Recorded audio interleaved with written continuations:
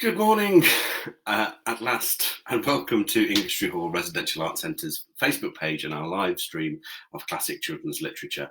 Today we're on chapter 21 of L. Frank Baum's The Wonderful Wizard of Oz. Apologies for the technical issues this morning. I did what I usually do, which is to log into a particular web browser and typed everything in, got everything ready, just had a little sip of my tea, went to hit go live, and the little button I needed to press was completely greyed out. So I was frantically pressing that, and it just said that this web browser did not support live streaming, but it has done for the past 7 weeks. So who knows why that happened. But hey, so I had to download a updated version of this web browser, and now we are live streaming into your homes. So welcome to Industry Hall Residential Art Centre's Facebook page and our live stream of classic children's literature. Apologies for the delay. I had to put a little message out quickly on my phone to say we had technical issues because I know that my mother tunes in daily to this. In fact, she's here now. Good morning, Glenys. And I thought that she might panic if I'm not online at 11 o'clock. She'll wonder what on earth has happened. But I just needed to download a new web browser. So I'm here. Brilliant. Thank you very much for joining me. I have chapter 21 of The Wonderful Wizard of Oz. Where we've left off previously is that Dorothy, Toto, the Tin Woodman, the Scarecrow, the Lion have all left the Emerald City, and they are on their way to visit Glinda, the Good Witch of the South, to see if they can get Dorothy home. And they've just encountered a strange place where everything was made out of china, as in like porcelain. They managed to break a cow's leg, they managed to chip a milkmaid, and they managed to smash a church, I believe, on their way out. And they've just climbed over a wall and are continuing their journey to the south. So I have my comfy spot, I have my tea, and I have chapter 21. Morning, Heather. Morning, Doreen. Thank you very much for joining us. Here we go. Chapter 21, The Lion Becomes the King of the Beasts. After climbing down from the China Wall, the travellers found themselves in a disagreeable country full of bogs and marshes and covered with tall, rank grass. It was difficult to walk without falling into muddy holes, for the grass was so thick that it hid them from sight. However, by carefully picking their way, they got safely along until they reached the solid ground. But here, the country seemed wilder than ever, and after a long and tiresome walk through the underbrush, they entered another forest, where the trees were bigger and older than any they had ever seen. "This forest is perfectly delightful," declared the Lion, looking around him with joy.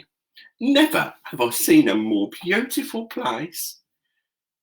"Seems a bit gloomy," said the Scarecrow. "Not a bit of it," answered the Lion. "I should like to live here all my life.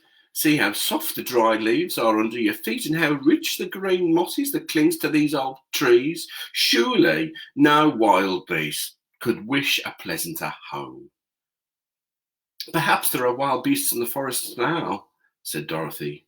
"I suppose they are," returned the Lion, "but I do not see any of them about." They walked through the forest until it became too dark to go any further. Dorothy and Toto and the Lion lay down to sleep, while the Woodman and the Scarecrow kept watch over them as usual. When the morning came, they started again. Before they had gone far, they heard a low rumble as of the growling of many wild animals. Toto whimpered a little, but none of the others were frightened, and they kept along the well-trodden path until they came to the opening in the wood, in which were gathered hundreds of beasts of every variety. There were tigers and elephants and bears and wolves and foxes and all the others in the natural history. And for a moment, Dorothy was afraid. But the Lion explained that the animals were holding a meeting, and he judged by their snarling and growling that they were in great trouble. As he spoke, several of the beasts caught sight of him, and at once the great assemblage hushed as if by magic. The biggest of the tigers came up to the Lion and bowed, saying, "Welcome, O King of Beasts. You have come in good time to fight our enemy and bring peace to all the animals of the forest once more." "What's your trouble?" asked the lion quietly. "We are all threatened," answered the tiger, "by a fierce enemy which has lately come into this forest. It is a most tremendous monster, like a great spider, with a body as big as an elephant and legs as long as a tree trunk. It has 8 of these long legs, and as the monster crawls through the forest, he seizes an animal with a leg and drags it to his mouth, where he eats it as a spider does a fly. None of us is safe while this fierce creature is alive, and we had called a meeting to decide how to take care of ourselves when you came amongst us." The lion thought for a moment. "Are there any other lions in this forest?" he asked. "No, there were some, but the monster has eaten them all. And besides, there were none of them nearly so large and brave as you." If I put an end to your enemy, will you bow down to me and obey me as king of the forest?" inquired the lion. "We will do that gladly," returned the tiger, and all the other beasts roared with a mighty roar. "We will!" "Where is this great spider of yours now?" asked the lion. "Yonder, among the oak trees," said the tiger, pointing with his forefoot. "Take good care of these friends of mine," said the lion, "and I will go at once and fight this monster." He bade his comrades goodbye and marched proudly away to do battle with the enemy.